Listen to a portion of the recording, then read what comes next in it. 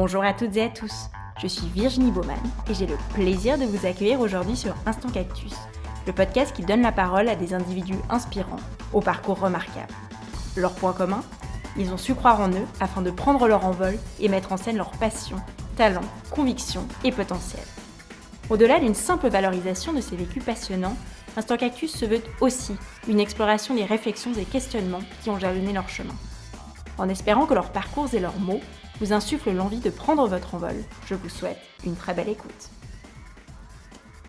Pour ce nouvel épisode, je m'entretiens avec Arthur Germain, l'un des cofondateurs de OneDoc, la plateforme leader en Suisse de la prise de rendez-vous médicaux en ligne, qui se donne pour mission de simplifier le quotidien des professionnels de santé et des patients. Salut Arthur, merci beaucoup pour ton accueil aujourd'hui. Salut. Je vais te laisser te présenter d'abord et puis nous expliquer en quoi consiste OneDoc et quelles en sont les fonctionnalités. Ouais, bien sûr. Donc je m'appelle Arthur, je suis cofondateur de OneDoc. On a lancé il y a 4 ans maintenant. En fait, on a une plateforme de prise de rendez-vous médicaux en ligne. Donc tout simplement, en fait, un patient peut aller sur onedoc.ch, peut chercher une spécialité, il peut chercher un lieu, et puis il voit la liste des médecins qui correspondent à sa recherche. Donc, qui apparaît, et puis il peut sélectionner tout simplement le médecin qui lui convient, voir ses disponibilités et prendre son rendez-vous directement en quelques clics. Génial. Et concrètement, comment vous êtes lancé ? Une grande passion pour le médical étant jeune ou... Bon, absolument pas. Absolument pas. En fait, il n'y a aucun médecin d'ailleurs dans notre équipe, ni de spécialiste du médical. Avec mon cofondateur, on travaillait dans une société de conseil en fait. On faisait du conseil en stratégie digitale. Et puis, on travaillait beaucoup en fait pour des groupes médicaux, de cliniques, d'hôpitaux. Et on s'est rendu compte qu'en Suisse, il y avait un manque, on va dire, de produits digitaux qui était vraiment spécifique à ce marché médical. On a regardé un petit peu ce qui se faisait ailleurs, à l'étranger, en France, aux États-Unis et puis en Europe, dans la globalité. On a vu qu'il y avait justement cet aspect de rendez-vous qui posait vraiment problème en Suisse. Je pense que vous avez tous appelé un médecin un jour ou l'autre et puis on tombe souvent sous le répondeur, on doit rappeler 3 ou 4 fois avant de pouvoir enfin avoir quelqu'un pour prendre rendez-vous.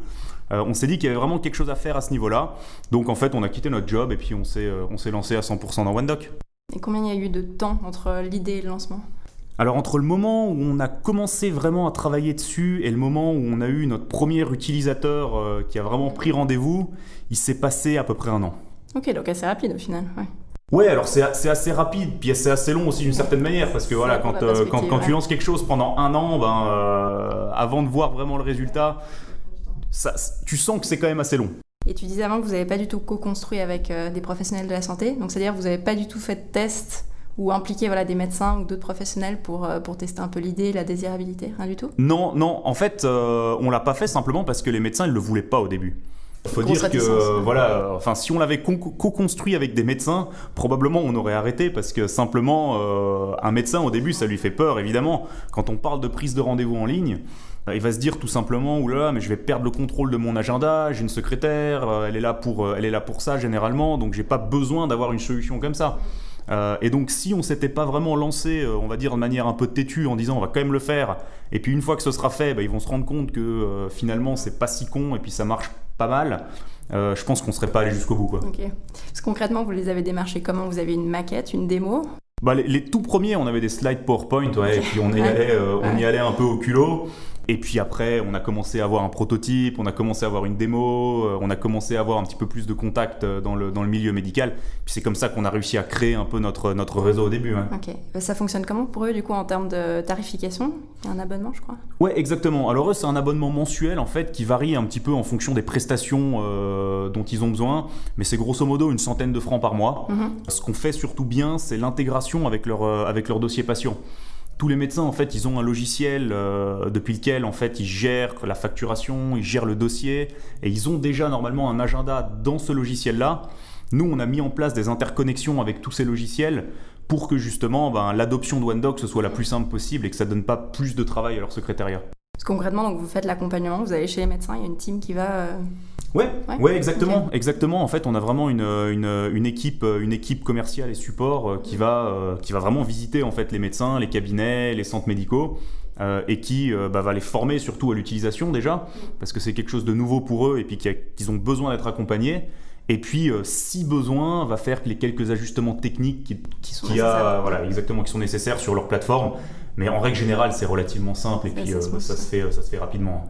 Et au début, vous êtes financé, donc pas de levée de fonds. J'ai écouté un podcast le jour que tu avais fait, je crois que Jenny Lem, sauf erreur. Ouais, c'est ça. Vous t'expliquer un peu les raisons, est-ce que c'est ça. Du coup, tu peux nous réexpliquer ça?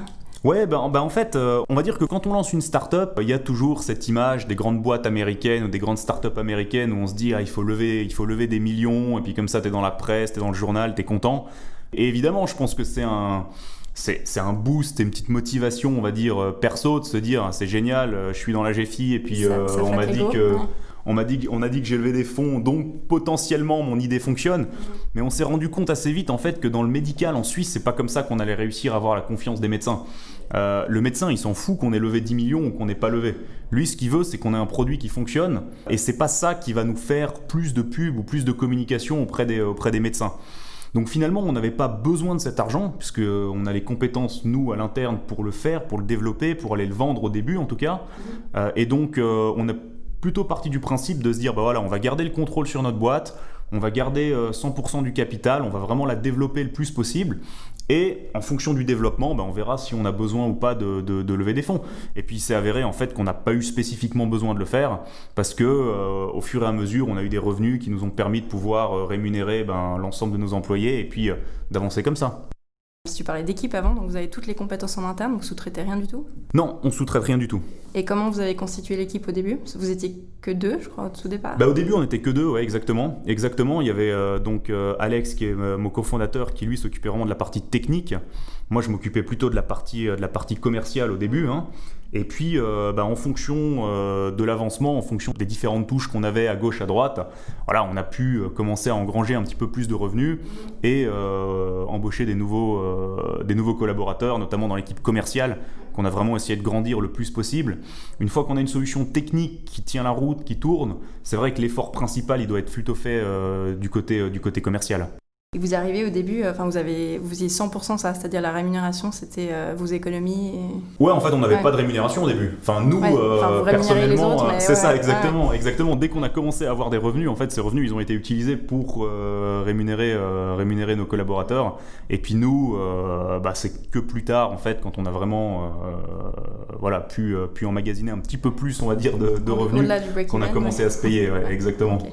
Et on parlait de visibilité avant du côté des médecins, mais du côté, on va dire, consommateur, du particulier qui veut prendre un rendez-vous, ça se passe comment? Vous êtes fait connaître comment?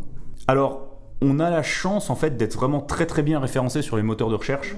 Donc nous, aujourd'hui, on a à peu près 1 million de visites par mois sur notre site et on a 2000 médecins. Donc, on a, on va dire, beaucoup de demandes par rapport à l'offre qu'on a aujourd'hui, ce qui d'un côté est sympa parce que justement c'est utilisé. Et puis notre objectif, c'est vraiment de grandir surtout la partie médecin, parce que c'est vrai que les patients, on les a déjà. Et puis quand un médecin vient sur notre plateforme, ces patients exactement viennent aussi. Okay. Et donc au final, on capitalise assez vite sur le nombre d'utilisateurs. Okay. Vous pouvez faire de la publicité ou pas?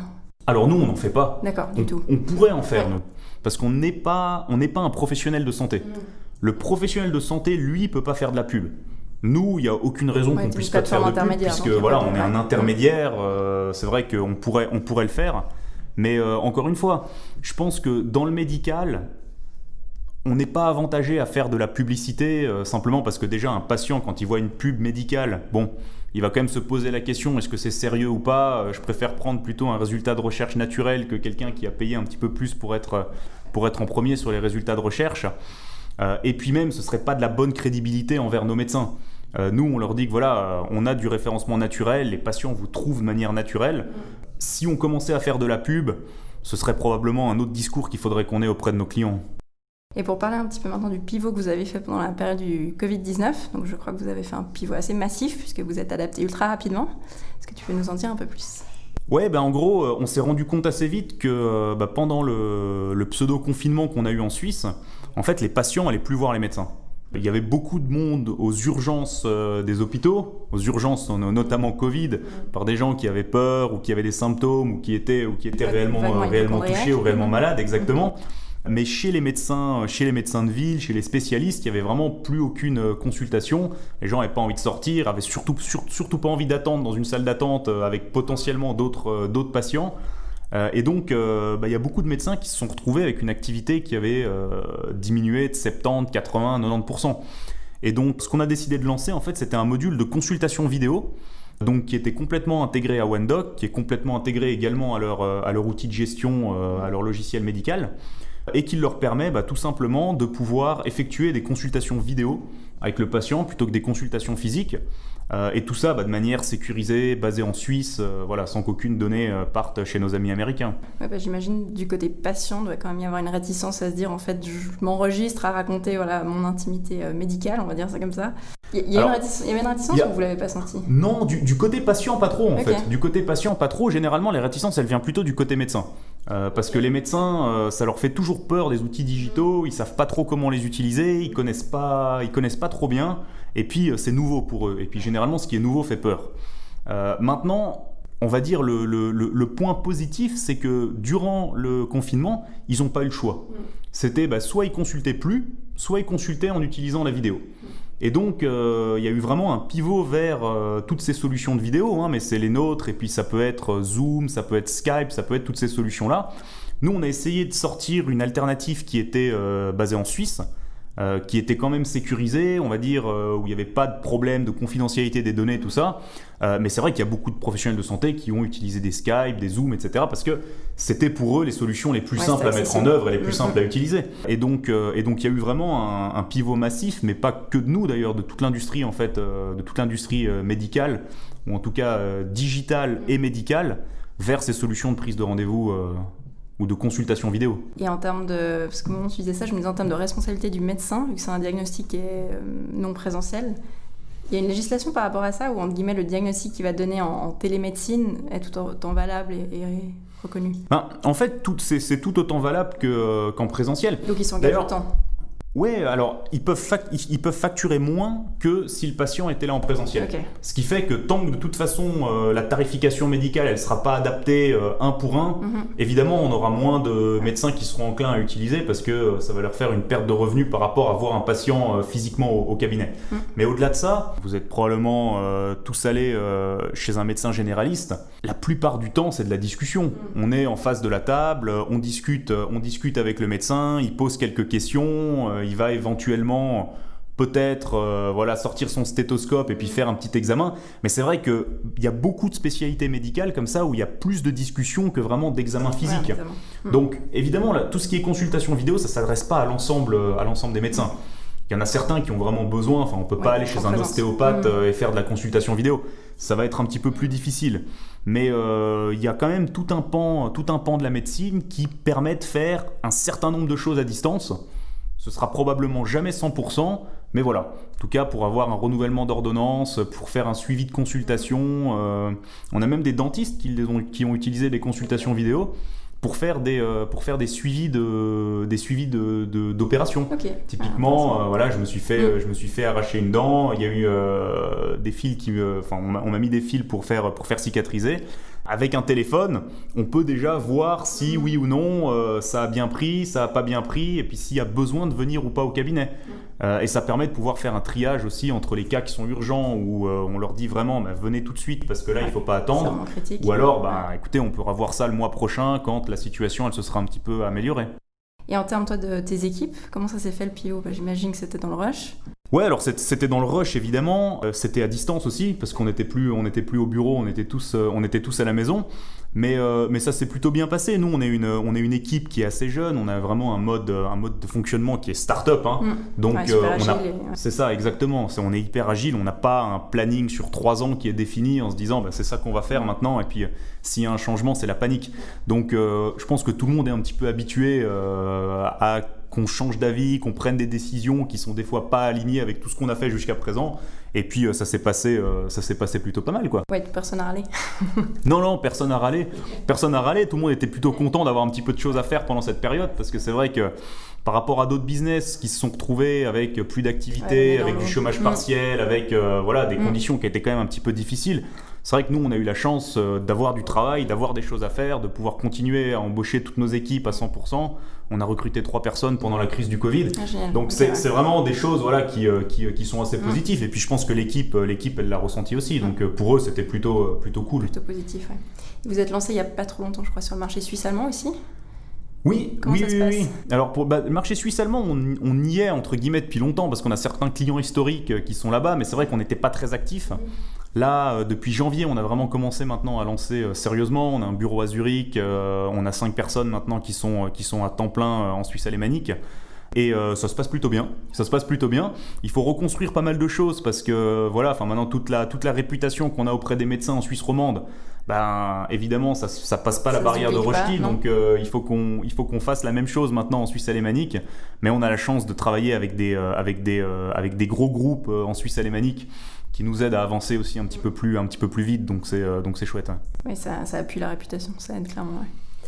Et tu parlais au début, tu évoquais que la Suisse a un gros retard en matière de numérisation, digitalisation dans le système de santé. Et tu parlais d'autres pays. Si tu compares justement avec ces pays, qu'est-ce qu'il y a comme avancées qui sont assez notables et dont on pourrait s'inspirer, on va dire, dans le futur ? Il y a beaucoup de choses, hein. Il y a beaucoup de choses, notamment tout ce qui est par exemple le dossier informatisé des patients. Qui chez nous est repoussé, je crois. Alors c'est ça, en Suisse, il y a chaque canton qui fait son propre dossier. On a dépensé des centaines de millions, il n'y a rien qui marche. On va dans des pays comme la Suède, comme la Finlande, comme la Norvège, ça fait des années qu'ils ont déjà ces dossiers qui sont en place, qui fonctionnent, tout le monde l'utilise, que ce soit les médecins, des hôpitaux, des cabinets privés, des hôpitaux publics. Donc voilà, on a déjà à ce niveau-là vraiment un retard incroyable. Et puis c'est aussi dû au fait que on est plutôt sur du fédéral qui pousse les cantons à faire des choses, plutôt que ce soit vraiment la confédération qui décide, c'est comme ça et c'est pas autrement. Il faudrait qu'il y ait quelqu'un un jour qui le dise et puis qui dise, la confédération a mis en place ce dossier et maintenant tout le monde l'utilise ou plus personne n'est remboursé. Bon, là au moins ça réglera les choses et puis on ira un petit peu plus vite. Et là, vu comme c'est parti, je pense qu'on en a encore pour 10 ans avant d'avoir un truc qui tienne la route. Hein.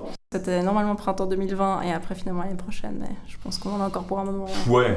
Ça, c'est, en plus, les retours qu'on en a, des médecins qui le testent, qui l'utilisent à gauche, à droite, en Suisse alémanique, c'est pareil, hein, les entreprises qui s'en chargent détournent leurs fonds pour faire d'autres choses avec, c'est dans les journaux une fois tous les 3 jours. On va dire, voilà, c'est vraiment quelque chose qui a été mal géré, puis qui pourrait être beaucoup mieux fait à ce niveau-là. Après, il y a toutes ces petites fonctionnalités, on va dire digitales, qui sont assez utilisées dans d'autres pays, hein, même la consultation vidéo. En France, par exemple, c'est beaucoup plus utilisé que chez nous en Suisse. Et ça, c'est dû aussi à un retard du TARMED en Suisse. C'est-à-dire que les négociations à chaque fois pour pouvoir mettre des nouvelles positions, pour pouvoir mettre des nouveaux points, prennent tellement de temps avec les assureurs que finalement on passe à côté d'un certain nombre de choses qui seraient chouettes pour les patients et aussi pour les médecins. Typiquement, aujourd'hui, on n'a toujours pas de position consultation vidéo. Ok. C'est une position consultation téléphonique. Donc il n'y a pas de catégorie propre pour la télémédecine. Il n'y a pas de catégorie pour la télémédecine. En fait, la télémédecine, c'est consultation téléphonique. D'accord. Donc c'est déjà un petit peu bizarre, quoi, parce que le téléphone, ça fait quand même quelques années maintenant qu'on est passé à d'autres choses. Mais voilà, il n'y a toujours pas de catégorie consultation vidéo. Ok, intéressant, je ne savais pas ça. Et vous, par rapport au dossier électronique, en partant du principe qu'un jour c'est un service opérationnel stable, c'est quelque chose sur lequel vous pourriez vous positionner ou tout du moins créer des synergies ou pas du tout ? Ouais, absolument. Je pense que de toute façon, moi je crois vraiment en un monde de la santé qui est connecté. Je pense que c'est fini maintenant, on n'arrivera plus à tous développer des choses dans notre coin et puis espérer que les médecins et les patients vont commencer à les utiliser. Ça fonctionnera pas. Donc moi je pense vraiment que le futur en tout cas de la médecine en Suisse et de la médecine digitale, c'est d'avoir des solutions qui puissent s'intégrer les unes aux autres au service du patient et au service du médecin. Donc nous, dans tous les cas, on est ravis de pouvoir le faire, on est ravis de pouvoir le mettre en place dès que ce sera fonctionnel de leur côté. Et puis, c'est ce qu'on fait d'ailleurs aujourd'hui avec la plupart des logiciels médicaux. On s'intègre aussi avec eux simplement parce que c'est ce qui fait du sens pour le patient, c'est ce qui fait du sens pour le médecin. Et puis qui assure la continuité aussi. Exactement, qui assure la continuité. Ouais. Mais c'est vrai qu'il y a par exemple, je lisais l'autre jour en préparant l'interview, mais il y a tout ce qui est ordonnance électronique, aussi intelligence artificielle. Enfin, je pense que comme tu disais, il y a pas mal de composants qui peuvent venir se greffer et puis au final constituer un système assez 360, quoi. C'est assez intéressant. C'est ça. Non, c'est. Franchement, moi, je vois vraiment l'avenir comme ça. Puis avec un peu de chance, il y a les responsables d'hôpitaux, les responsables justement de pharmacie, les associations de médecins qui voient les choses un petit peu de la même manière pour que ça puisse avancer. Parce que c'est vrai que sinon ça va être compliqué. Il faut une évolution de mentalité et puis peut-être de génération aussi qui pousse, tu vois, plus vers le haut, quoi. C'est ça, en se disant que maintenant l'information de toute façon elle est là, mais il faut l'utiliser, il faut qu'on en fasse quelque chose et on peut pas se permettre de tous la garder dans notre coin, de dupliquer plein de choses et puis finalement de pas s'échanger les informations qui feraient du sens pour le patient. Enfin, aujourd'hui, un patient qui va à l'hôpital, le médecin généraliste n'a aucune idée, a aucune information sur ce qui s'est passé sur son patient. C'est quand même, on va dire, pour moi, un peu problématique. Complètement. Tu parlais juste, ça me fait penser d'échange d'informations. L'autre jour, je lisais un article sur tous ces objets connectés type montre, téléphone ou autres qui transmettent pas mal d'informations. Et je crois que ça se fait pas mal aux États-Unis par rapport aux assurances où il y a des infos santé qui circulent, qui permettent d'adapter les couvertures, je crois, et les primes et ce genre de choses. Je pense que c'est quelque chose qui arrive en Suisse aussi. Et qui va mais je crois que ça a même déjà été fait en Suisse. Je sais plus si c'est CSS ou Elzana. Moi, je crois que CSS, j'avais reçu un truc. Exactement. Si je faisais 10 000 pas par jour, voilà. j'avais 5 francs 10 de réduction. C'est ça. Non, mais je crois qu'ils avaient déjà lancé quelque chose comme ça. Exactement. Alors après c'est bien dans un sens et c'est moins bien dans l'autre. Moi, je pense que les assureurs derrière, c'est pas ceux qui devraient bénéficier ou qui devraient faire eux bénéficier de ce genre de choses. Enfin, surtout en Suisse, avec l'assurance de base, un assureur, normalement, il doit être complètement neutre sur la personne qui vient. C'est-à-dire que si on va avoir une assurance, pour une assurance de base, évidemment, les complémentaires, on parle encore d'autre chose. Spécifique, quand même. Mais pour une assurance de base, qu'on ait déjà une prédisposition, qu'on ait déjà éventuellement une maladie ou pas, on doit être normalement pris en charge de manière équitable. Donc, c'est là où peut-être d'échanger ce genre d'informations avec l'assureur en amont, et c'est peut-être pas idéal. Ça, et puis le mode de vie, parce que tu peux être super sédentaire, et puis pourquoi tu serais pénalisé ? Enfin, tu vois, il y a d'autres personnes qui au contraire seraient très mobiles, auraient des avantages. Après, c'est discutable, mais... C'est toujours compliqué, on va dire, c'est difficile de rester neutre. Moi, je pense que les informations, plutôt que d'aller aux assureurs, elles devraient aller au médecin.